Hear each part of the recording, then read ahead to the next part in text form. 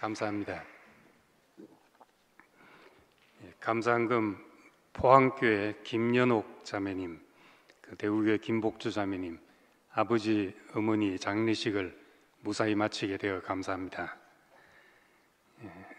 장례 감사한금 공영채 형제님, 김현숙 자매님, 어머님 장례식을 하나님과 교회의 은혜로 무사히 치르게 되어 감사드립니다. 특히 먼 길을 찾아오셔서 위로해 주신 형제 자매님께 감사드리며 직접 오시지 못하였으나 물심양면으로 위로의 마음을 전해온 모든 형제 자매님께 감사드립니다. 오늘 교회에 참석하여 인사드려야 마땅하나 사정상 그렇게 하지 못하여 죄송합니다. 지난주 장례식 잘 치렀습니다. 감사한금 고흥의 김진숙 자매님, 송강복 형제님, 부산교회에 있다가 고흥에 가서 지금 생활하고 있습니다. 우리 탁구순 양문 탁구 10월 감사한금 드렸습니다. 배진아 자매님 11조 은금 드렸습니다. 사람이 하는 일과 하나님께서 하시는 일을 알게 하셔서 주어진 사람의 이치를 살게 하심을 감사드립니다.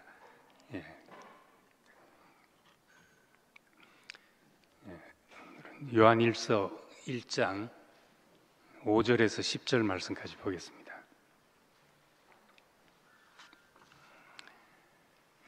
우리가 그에게서 듣고 너희에게 전하는 소식은 이것이니 곧 하나님은 빛이시라. 그에게는 어두움이 조금도 없으시다는 것이니라. 만일 우리가 하나님과 사귐이 있다 하고 어두움에 행하면 거짓말을 하고 진리를 행하지 아니함이거니와 그가 빛 가운데 계신 것 같이 우리도 빛 가운데 행하면 우리가 서로 사귐이 있고 그 아들 예수의 피가 우리를 모든 죄에서 깨끗하게 하실 것이요 만일 우리가 죄가 없다고 말하면 스스로 속이고 또 진리가 우리 속에 있지 아니할 것이요 만일 우리가 우리 죄를 자백하면 그는 미쁘시고 의로우사 우리 죄를 사하시며 우리를 모든 불의에서 깨끗하게 하실 것이요 만일 우리가 범죄하지 아니하였다 하면 하나님을 거짓말하는 이로 만드는 것이니 또한 그의 말씀이 우리 속에 있지 아니하니라. 아멘. 처음 시작할 때 말씀드린 것처럼 요한서신은 검증의 책입니다.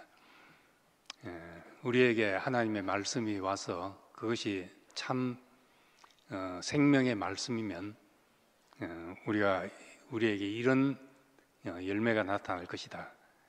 그래서 만일 하고 이야기한 것은 그 만일 그 말씀에 그 삶이 드러나면 그건 이제 진실한 것이지만은 포도나무를 심었는데 가시가 나왔다든지 이러면은 이건 이제 진실이 아니지 않냐 하는 검증을 하고 있습니다. 그래서 오늘 5절에 하나님은 빛이시다 이렇게 말합니다. 우리 창조의 첫째 날 빛이 있으라 하심에 빛이 있었더니 보시기에 좋았더라 하는 말씀이 나옵니다. 첫 번째 일이 빛을 만드신 것입니다.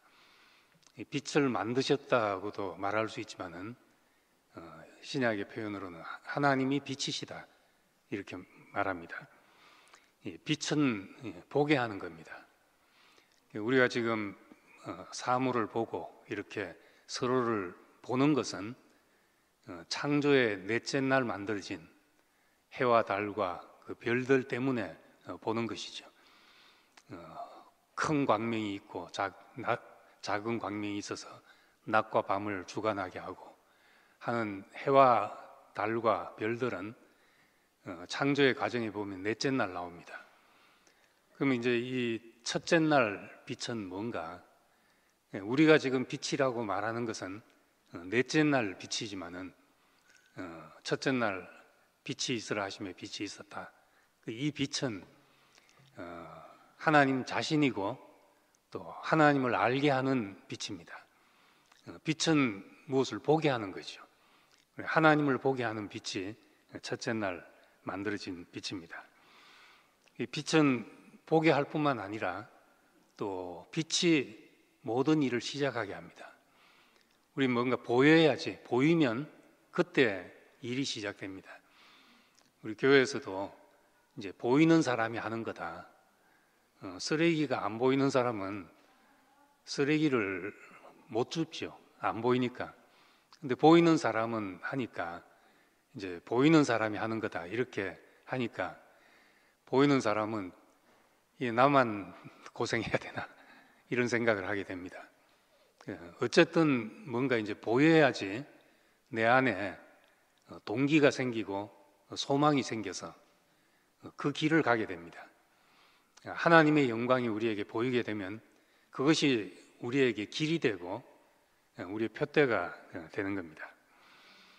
그런데 구약 성경에서는 그 빛이신 하나님이 지성소라는 캄캄한 곳에서 사람을 만나신다는 겁니다. 아주 역설적인 말입니다. 하나님은 빛이시라. 대명천지에 그를 보게 하면 좋을 텐데 캄캄한 지성소에서 제사장이 백성을 대신해서 피를 가지고 들어가서 하나님을 만날 수 있다. 이렇게 말하고 있다는 겁니다. 두꺼운 휘장으로 가려진 그 지성소, 빛이 하나도 없는 곳입니다. 번제단에서 번제물을 드릴 때는 태양빛이 있습니다.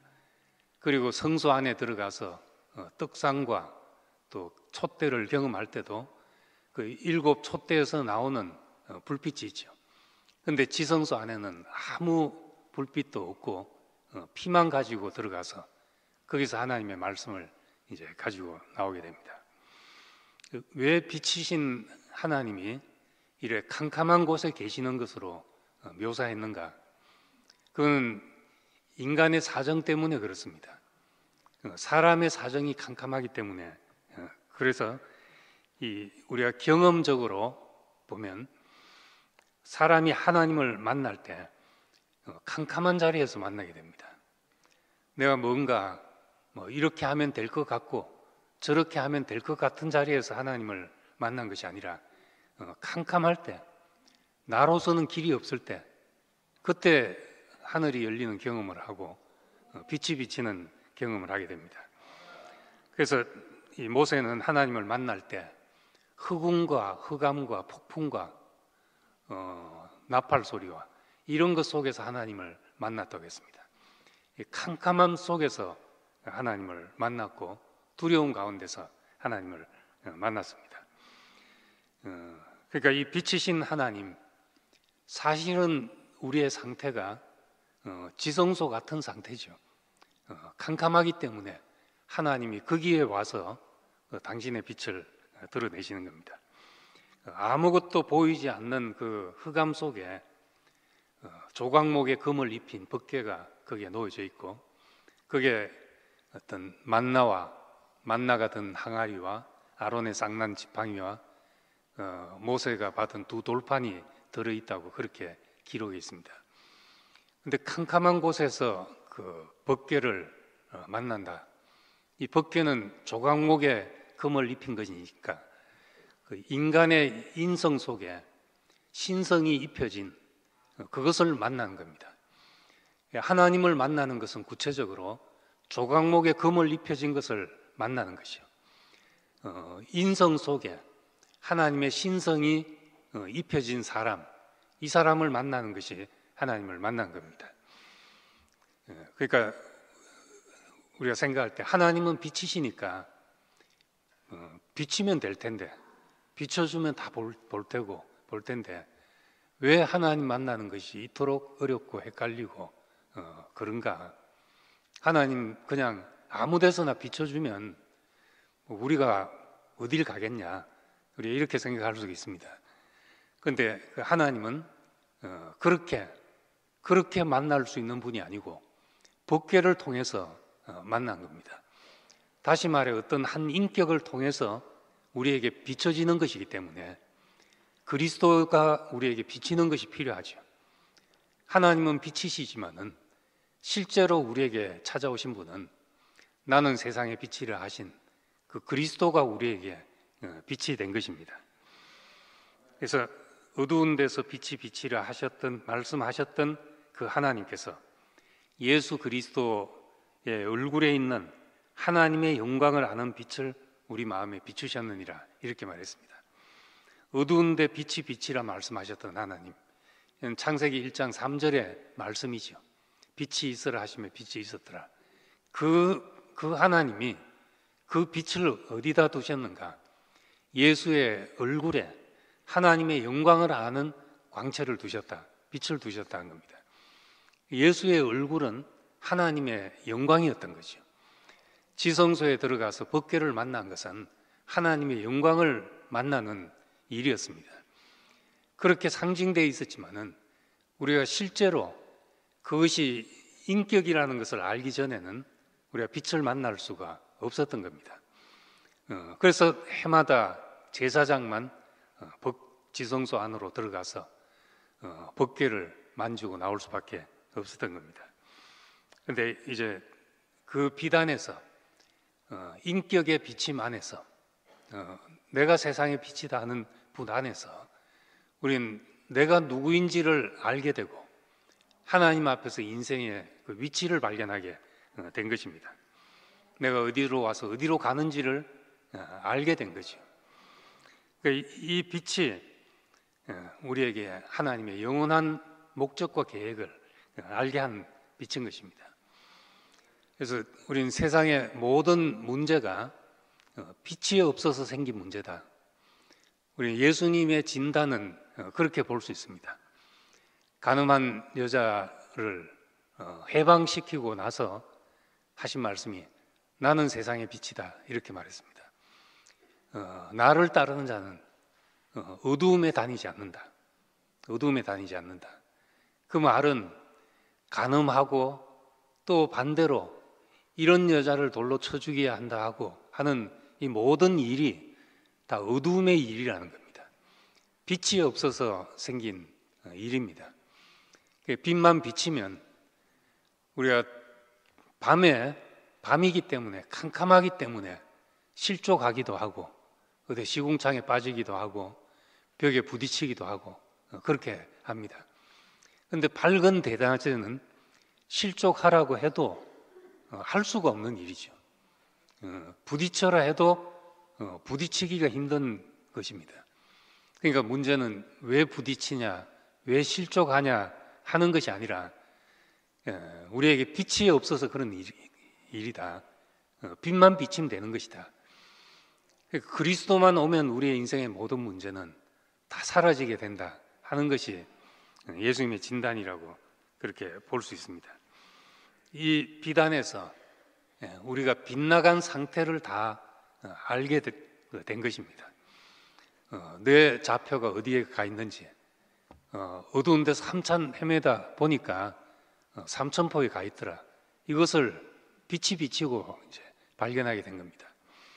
그래서 여기서 이제 빛 가운데 생각하면 우리가 우리 죄를 깨끗게 하실 것이요 죄가 없다고 말하면 스스로 속이고 진리가 속에 있지 않는데 우리 죄를 자백하면 미쁘시고 의로우사 우리 죄를 사하시며 이런 말이 나옵니다. 우린 이제 이런 말들에 그 정의를 어떻게 내리냐에 따라서 의미가 달라지죠.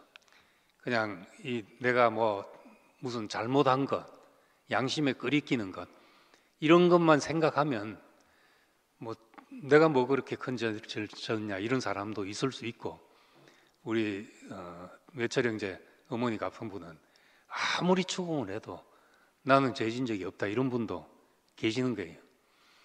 근데 죄라는 말이 그 하마르티아라는 말이 관역에서 빗나갔다는 말을 죄로 사용하고 있다는 게 참 놀라운 일입니다. 죄는 관역에서 빗나간 것입니다. 다시 말해서 하나님의 목표에서 빗나간 것, 우리의 위치를 이탈한 것이 죄지요. 그렇게 보면 우리가 이 빛을 만나기 전에 우리는 누구나 할 것 없이 다 위치를 이탈해 있었던 사람입니다. 빛이 오기 전에 내가 누구인지를 모르고 내가 무엇을 위해서 있는 존재인지 하나님의 영원한 목적과 계획에서 우리는 어두웠던 자기 때문에 당연히 그 위치를 떠나 있었던 이제 그런 사람들인 겁니다. 빛이 비치고 나니까 우리가 드러나게 됐다. 드러나게 된 것만 해도 빛인 겁니다. 책만 받는 모든 것마다, 모든 것은 빛으로 말미암아 드러나는데 드러나는 것마다 빛이다. 에베소서 5장에 그렇게 말합니다. 드러나는 것마다 빛이다. 그래서 우리는 무엇이 대단한 사람이 되고 무엇이 되고 이렇게 살고 이것 아니라도 내가 누구인지 하나님 앞에서 위치를 이탈했다는 건 아는 것만 해도, 그것만 해도 우리에게 빛이 된 것입니다. 그래서 목사님이 한번 그런 얘기를 개인적으로 하셨는데, 나도 그랬고 나를 통해서 이 은혜를 입은 사람들도 다 비슷한 경험을 하는데, 처음에 빛이 비치듯이 모든 것을 알 것 같은 그런 경험을 하게 된다. 그래서 그 빛이 비칠 때는 창세기부터 요한계시록 말씀까지 다 알 것 같고 흔히 보이고, 그렇지만은 그것은 처음 나에게 온 빛은 밖에서 온 빛이었다 하는 겁니다. 그렇지만 이제 답답한 시간과 어떤 과정을 지나서 보면 그 빛이 사라진 것 같은데, 어떤 상황을 만나면 내 안에서 그것이 하나하나 본 것이 살아나게 된다.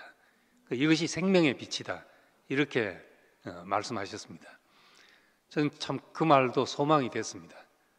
그 말을 들을 즈음에 난 정말 빛을 보고 좋아서 왔는데 이것저것 보다 보니까 캄캄해지고 어둡고 답답하고 이런 상황을 아시는구나 하는 생각이 들었고, 이런 상태에 있지만은 너 왜 그래 어두워졌냐 하지 않고 나중에 어떤 상황이 오면 본 것이 다 내 안에서 생명의 빛으로 나타나게 된다. 그래서 정말 하나님이 우리에게 보여주신 것은 그냥 보고 말라고 보여준 것이 아니라 그것이 우리에게 실현되어서 생명의 빛이 될 때까지 우리 인생에 관여하시고 우리를 붙잡으신다는 것을 알 수가 있습니다. 저도 목사님 말씀 들을 때 돌아보면은 정말 빛이 비치듯이 그렇게 충격적인 말씀들이 계속 마음에 이제 쌓이게 됐습니다. 처음 예수가 왜 우리에게 구원이 됐는가? 나를 위해서 2000년 뒤에 오는 어떤 사람들을 위해서 내가 죽어야지 하고 죽은 것이 아닐 것이다. 그가 나에게 구원이 된 것은 단지 그분이 있는 자리에서 하나님과 올바른 관계 때문에 그것이 나에게 구원이 된 것이다. 그 말씀을 들으니까 너무 맞는 말이고 이해 안 될 것도 없고 당연하구나.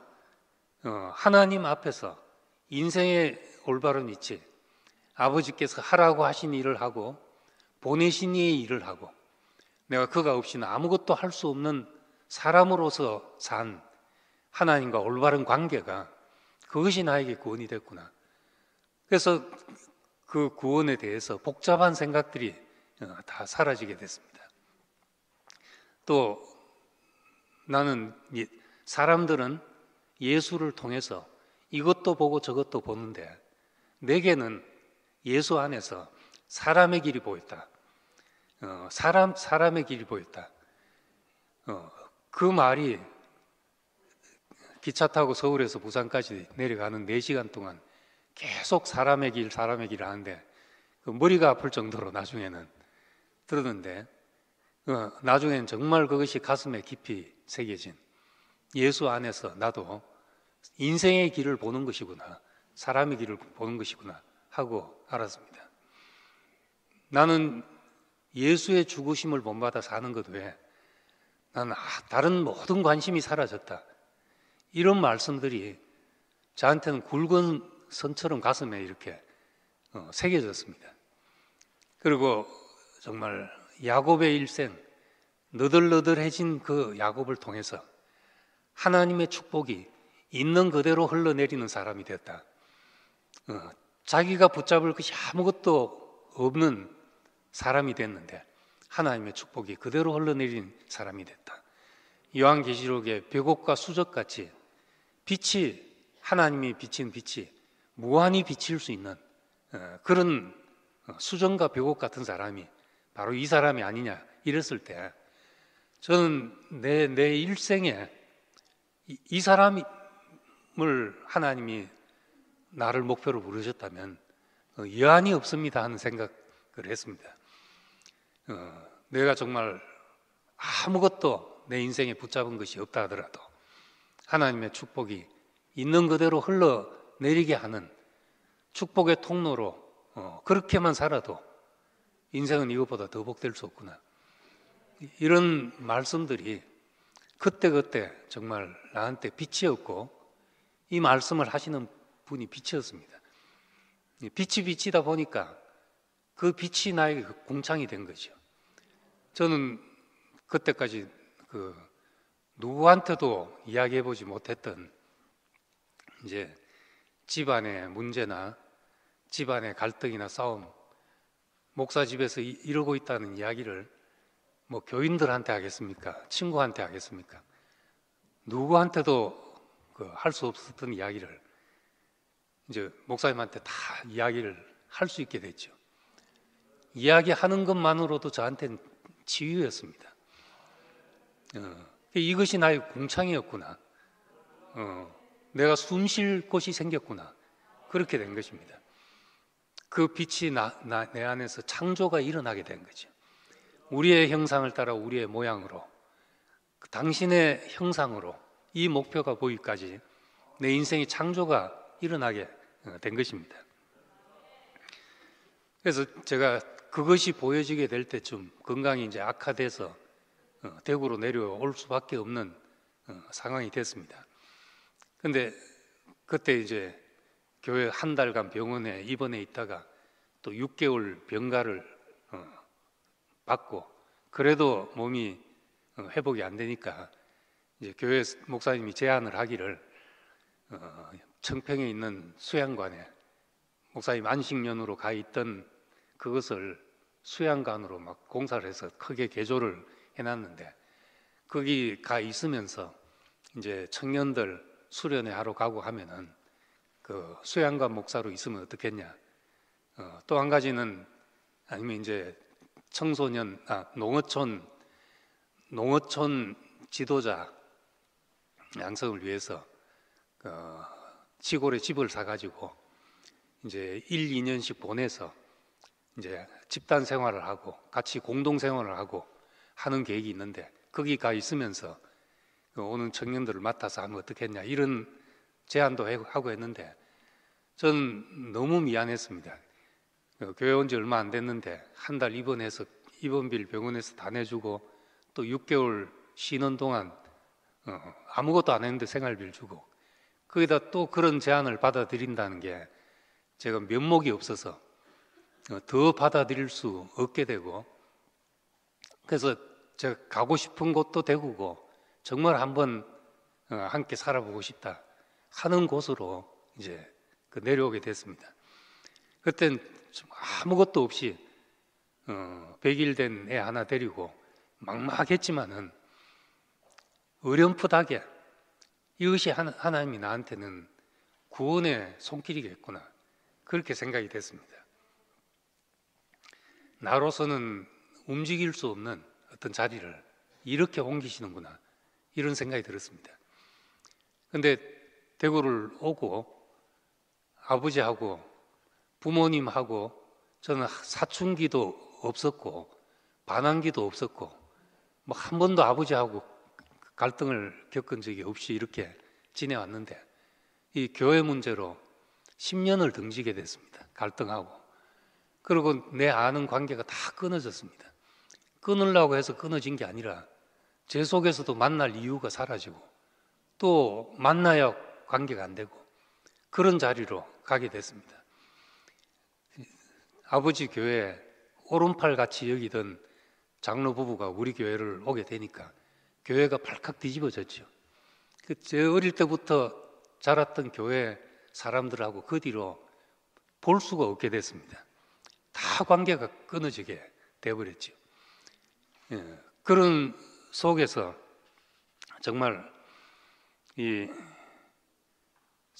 대구에서 5년을 살다가 제가 이제 캐나다로 가게 됐을 때 캐나다 가서 우리 한철 형제가 찍어서 보내주는 그 비디오 테이프를 그냥 집에 늘상 틀어놓고 있으면서 그 참 형제들 간증을 들으면서 내가 이제 눈물이 왈칵 쏟아지고 할 때가 한두 번이 아니었습니다. 이렇게 참 아름다운 형제들을 두고 내가 왜 여기 있어야 하는가 이런 생각도 하고 또 목사님이 이제 처음 캐나다 오셨을 때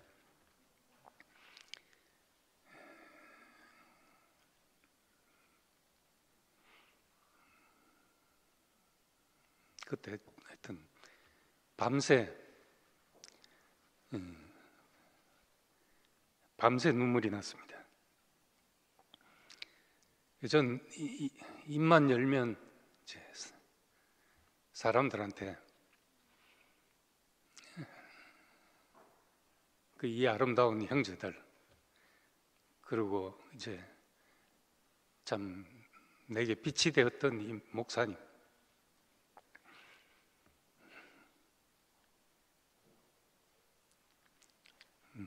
전 그 얘기밖에 할 얘기가 없었습니다.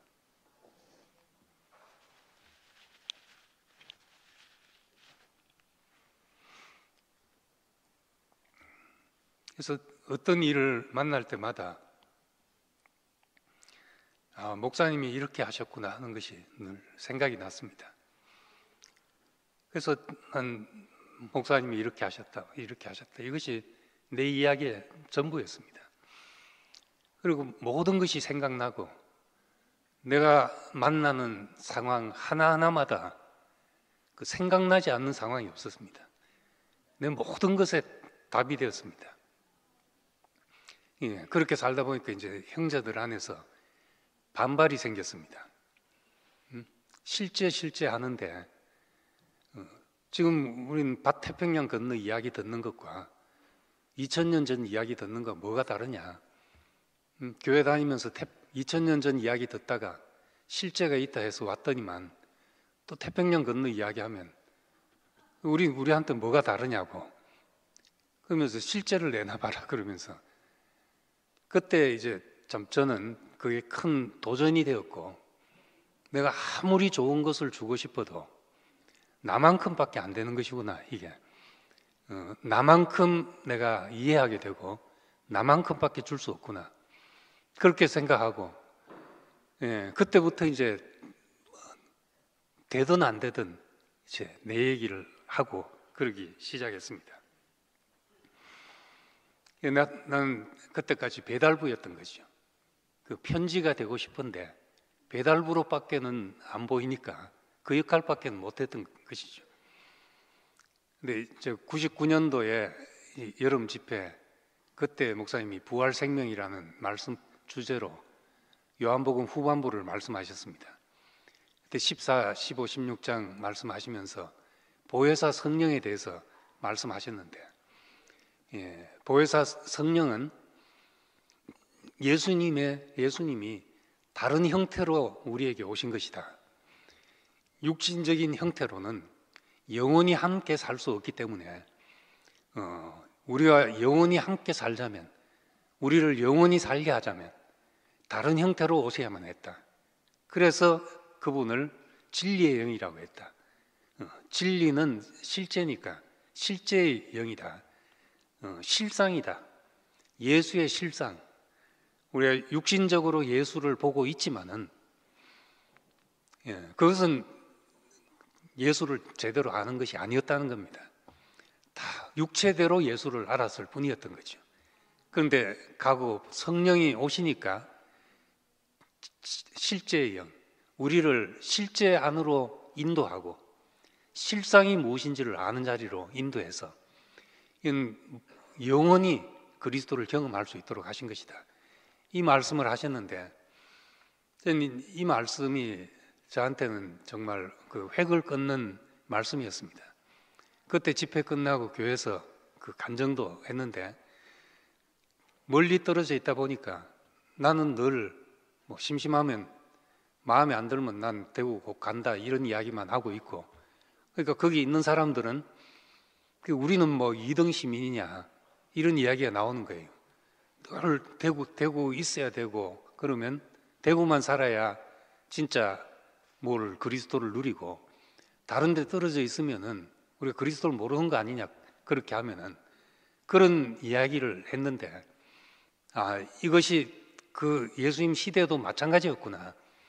제자들이 예수님을 보고 우리가 예수님과 생선을 구워 먹었다, 뭐 고기 잡으러 갔다, 어느 집을 갔다, 배 타고 가다가 잠을 자고 주무셨다, 이런 이야기를 하면은 예수 안 만난 사람들한테는 그게 무슨 이야기가 되겠냐는 거죠.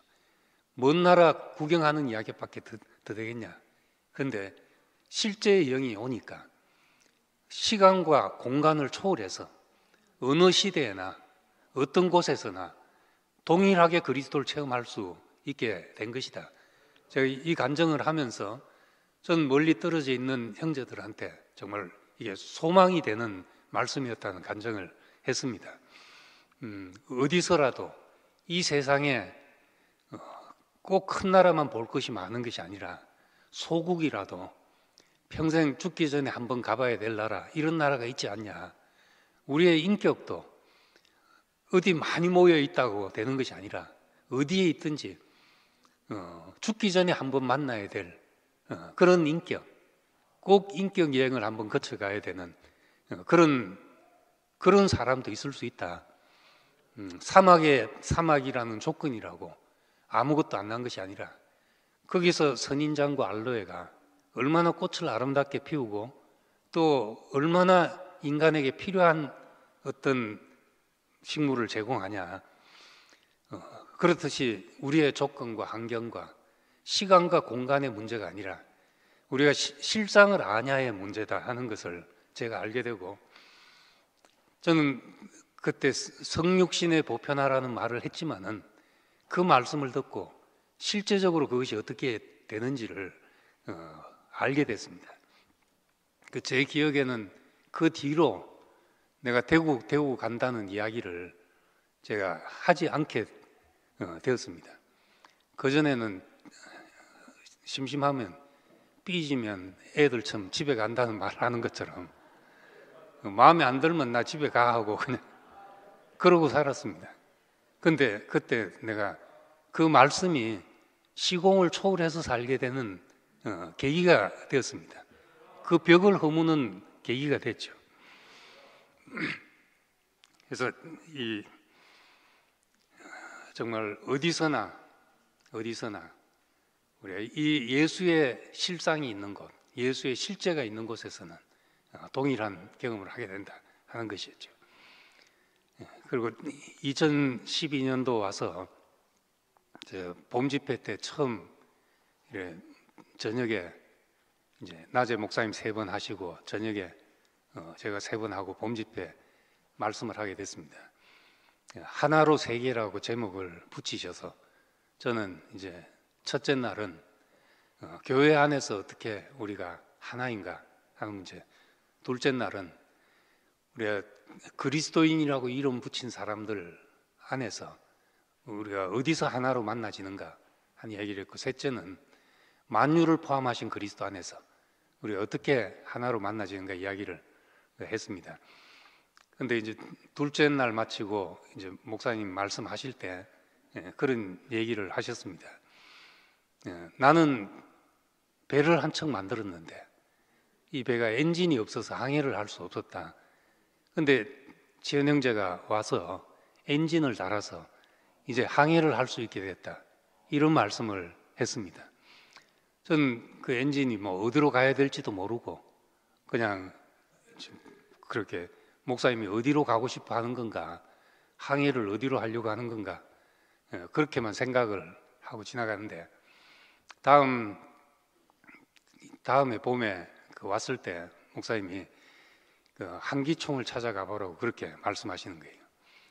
저는 뭐 어디 붙어 있는지도 모르고 거기에 어떻게 연락을 해야 될지도 모르고, 그런데 가보라 하니까 하여튼 가봐야 되겠다 생각하고 이 인터넷을 뒤지고 전화번호를 찾아서 연락을 하고, 그때부터 이제 저는 저 혼자 항해를 하게 됐죠. 사람들을 만나고 집회 때 오면 교회 사람들만 만나도 뭐 바쁜데 그 이후로는 거의 약속을 잡지 않고 외부 사람들을 만나고 이렇게 시간을 보냈습니다. 그래서 항해를 하다 보니까 이제 목사님이 한기총에 편지도 써 보냈 것을 뒤로 알게 됐죠. 편지를 써 보냈는데 그 편지가 나를 신인 합의를 주장한다고 하는데 무슨 근거로 그렇게 하는지 설명해 달라고 편지를 보낸 거예요. 그래서 그런 편지 쳐다보지도 않죠. 그래서 제가 2번이나 다시 편지를 써서 이제 보냈습니다. 우리 교회를 설명하고. 그렇게 했는데 제목이 신인 합의를 주장하고 뭐 양태론을 주장한다는 겁니다. 근데 제가 봐도 사람이란 걸 이만큼 강조하고 뭐 신이 되려고 하는 것도 아니고 사람이기 때문에 감사하고 사람으로 지으신 분을 우리가 찬양하고 사람이기 때문에 우리는 온전한 축복을 누리고 이것밖에 없는데 왜 그러는가? 양태론이라는 것도 삼위일체 뭐 주장한 적도 없는데 왜 그런 이야기를 하나 했는데 저도 이제 공부를 하다 보니까 이 모든 문제가 신인 합일이고 양태론이고 문제는 존재적인 구분이 일어나지 않기 때문에 문제가 된다는 겁니다. 신인 합일이 되어버리면 인간의 특성이 사라져 버리는 거죠. 인성이 말살돼 버리고 파괴돼 버린다는 겁니다. 하나님의 창조가 무색해지고 무익해지고, 그래서 사람이라야 여자라야 남자가 필요하듯이 사람이라야 하나님이 필요하고 사람이 사람다워야지 하나님이 필요하다. 우리는 분명한 그런 메시지를 가지고 있는데 왜 그런가? 그리고 또 양태론이라는 것도 하나님이 사람의 모양으로 나타났다는 거니까 우리가 그런 이야기를 하는 것이 전혀 아니잖아요. 사람은 사람인데, 그런데 그건 이제 존재적인 구분이 생기지 않는 문제에서 그런 것을 주장하는 속에서 뒤로 가보면은 다 뭐가 나온가 하면 내가 그니라 하는 사람들이 나오게 되는 거죠. 내가 바로 그다. 이 존재적인 구분이 안 생겨서 생기는 문제입니다. 자라보고 놀란 가슴 소똥국 보고 놀란다고 그래서 하는 이야기들이죠. 그래서 제가 이제 목사님한테 이제 물었습니다.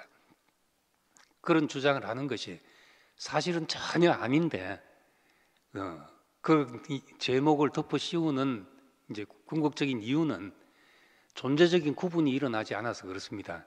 이렇게 하니까 목사님 대답하시는 것이 나는 한 번도 존재적인 구분이 안 된 적이 없다. 나는 하나님 앞에서 사람이고 예수 앞에서 난 그분은 영원히 나의 신랑이고 그렇게 살았다. 그런데 형제들은 존재적인 구분이 일어나지 않을 수 있다 하는 겁니다. 목사님이 이 기독교 카페에 공개적으로 답변을 하면서 신인 합의를 주장하는가, 또 교회에서 신격화되고 있는가, 이런 문제에 대해서 공개적으로 답변을 하시면서 그렇게 대답했습니다. 나는 여러분이 다 알다시피 나는 사람입니다. 사람인데 개 보고 소라고 이름을 붙인들 개가 소가 되겠냐고, 나한테 무슨 이름을 붙인들 내가 뭐가 되겠냐. 나는 사람입니다. 그런데 나는 참 이렇게 내 몸 하나 간수 못하는 연약한 사람이지만은 그렇지만 워치만 니를 만나서 나는 보화를 발견했습니다. 그리고 나는 보화를 가졌습니다. 난 보화를 가진 질그릇이 되었습니다. 그런데 우리 교회 형제들은 보화만 보는 사람도 있고 질그릇만 보는 사람도 있고 또 들어는 둘 다 본 사람도 있습니다.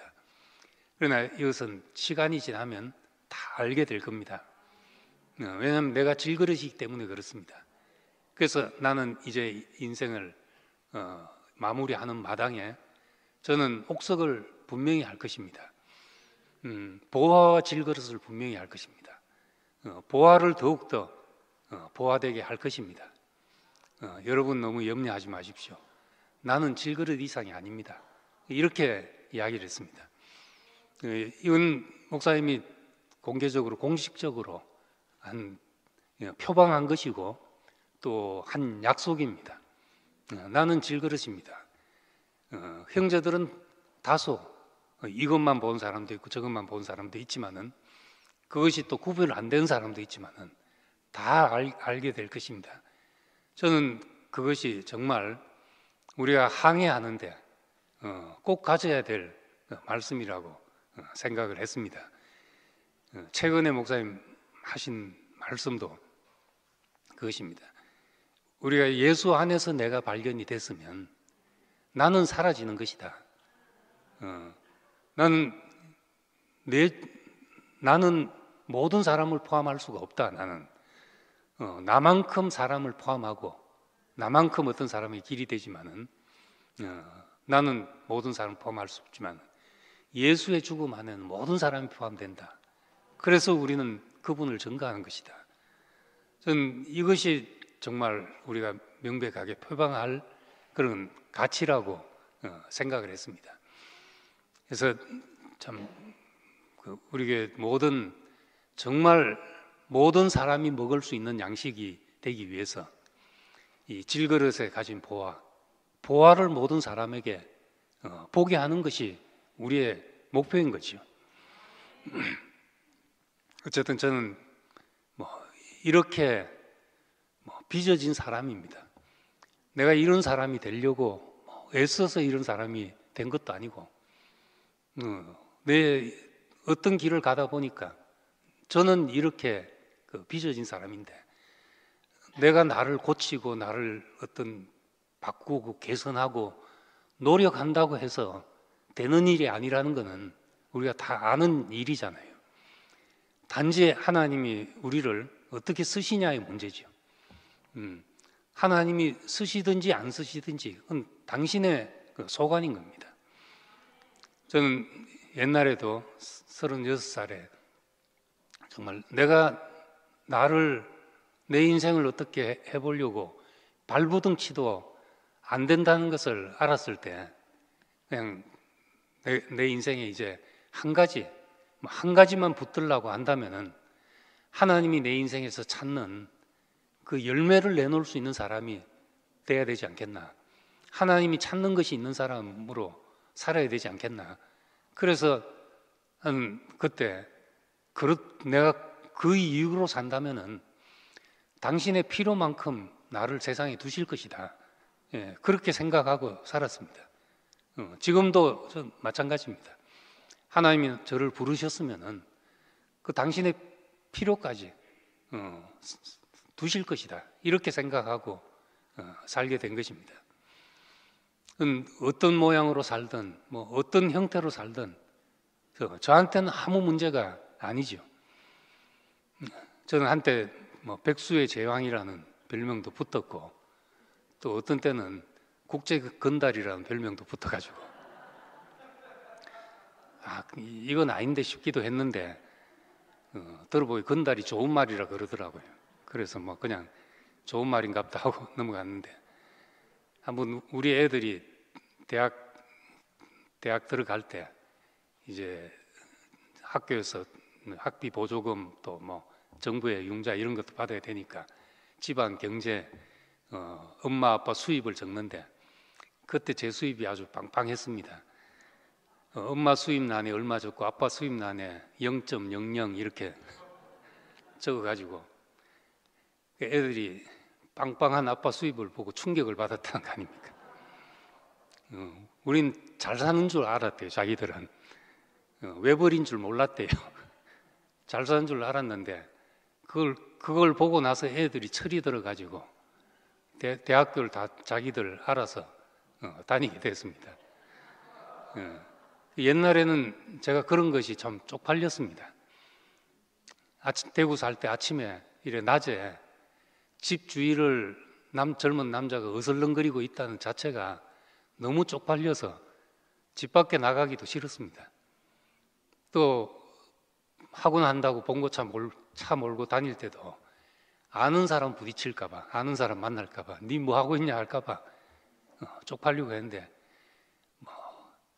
이게 과정을 겪었는지 단련이 됐는지 연단이 됐는지 모르지만은, 그러고 나서 지금은 정말로 내가 무엇이어도 괜찮고 무엇을 해도 괜찮고, 내 인생에 뭐 아무 어떤 결과물이 없다 하더라도 아무 상관없고, 존재의 축복만으로 인생으로 살아서 내가 한순간 어느 순간일지 모르지만은 하나님의 마음이 표현된다 하더라도 그것만으로 족하다는 심정으로 살게 됐죠. 그래서 시편에 있는 표현대로 정말 내 주의 선하심과 인자하심이 정녕 나를 따르리니, 그 표현이 늘 제 느낌이었습니다. 돌아보면 내 인생에 어떤 일이 있었을 때라도 주의 선하심과 인자하심이 나를 따랐구나. 내 잔이 넘칩니다. 늘 이 마음으로 살게 됐습니다. 전 만족감이 매우 높은 사람입니다. 도파민이 없어서 하고 싶은 일은 없는데 세로토닌 수치가 매우 높다 그러더라고요. 그래서 저는 배도 잘 안 고픕니다. 하루 종일 뭐 안 먹어도 별로 배고픈 거 못 느낄 정도로 세로토닌 수치가 높아서 그렇다 그러더라고요. 내 인생이 아무것도 없어도 지금 참 내가 예수의 비단에, 그 비침 안에, 인격의 비단에 내가 살고 있는 것만으로도 부족함이 없는 인생, 내 잔이 넘칩니다 하는 인생으로 살 뿐입니다. 지금 죽어도 여한이 없다는 말을 그냥 하는 말이 아니라 저는 어느 순간부터 정말 그런 마음이 됐습니다. 그래서 하나님이 덤으로 주신 인생, 하나님께 필요하다면은 내 인생을 복되게 한 그 말씀이 다른 사람에게 복이 되도록 흘러내리는 통로로 쓰이다 가면 더 바랄 것이 없는 인생이다, 이런 생각을 하게 됐습니다. 참 이 밝은 비단에서 진짜 하나님이 내게 주신 기업이 무엇인지 알고 나니까 다른 거 다 가져가도 내 인생에 내가 빼앗길 수 없는 축복을 누리는 자리로 우리를 부르신 거죠. 난 우리가 다 그 자리에 있다는 것을 감사하고, 그 자리에서 우리의 형제들을 만났다는 것을 감사하게 됩니다. 우리는 다 넉넉히 받은 인생이죠. 뭐 더 받을 것이 없을 만큼 우리는 존재의 축복을 받은 사람들입니다. 그래서 인생으로 부르신 것을 감사하고, 그 인생인 것을 찬송하고, 나에게는 아무 신적 능력도 없고 아무것도 없기 때문에 내가 하나님을 필요로 하는 사람으로, 그것보다 더 하나님이 나를 찾는 사람으로 있다는 것이 내 인생에 여한이 없는 축복입니다. 뒷부분은 그냥 읽어보시기 바랍니다. 기도하겠습니다.